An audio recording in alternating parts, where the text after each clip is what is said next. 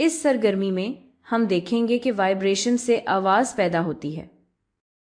इसके लिए आपको एक डब्बा चाहिए, एक रबर बैंड और मैं 2 चाक ले रही हूँ। आप चाहें तो 2 कलम भी ले सकते हैं। ये डब्बा थोड़ा छोटा है, तो अगर आपके पास बड़ा डब्बा है तो आप 2 चाक की जगह 2 कलम भी इस्तेमाल कर सकते हैं। रबर बैंड को डब्बे के इर्द गिर्द खींच लें।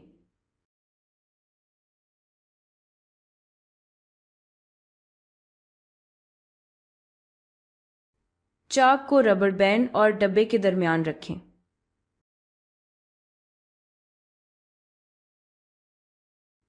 और अब रबर बैंड को छेड़ें।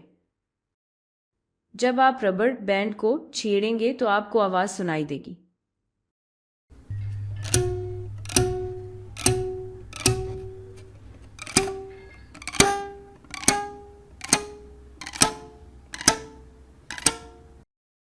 जब रबर बैंड वाइब्रेट करना बंद कर देता है तो हमें कोई आवाज़ सुनाई नहीं देती।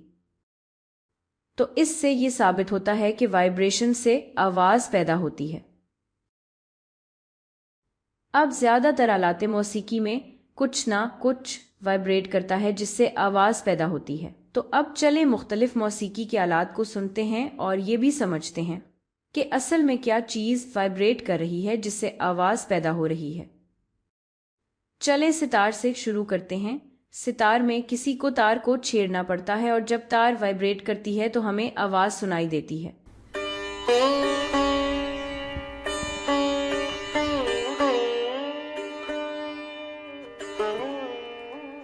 अगला है गिटार, जो तकरीबन इसी तरह काम करता है। आपको तार को छेड़ना होता है और इसी वजह से यानी तार के वाइब्रेट करने की वजह से आपको आवाज़ सुनाई देती है।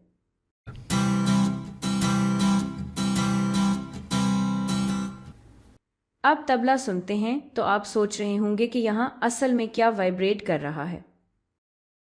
होता यह है कि जब आप अपना हाथ इस आलाए मौसीकी की ऊपर वाली सतह पर मारते हैं तो ऊपर वाली मेम्ब्रेन या सतह वाइब्रेट करना शुरू कर देती है और इसी वजह से आवाज़ पैदा होती है।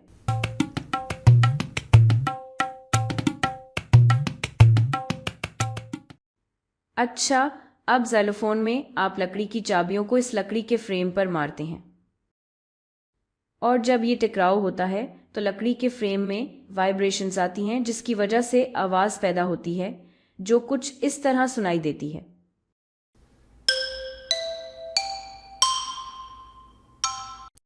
ठीक है, हम और भी बहुत से आलाते मौसीकी देख सकते हैं लेकिन आपको समझ आ गई होगी।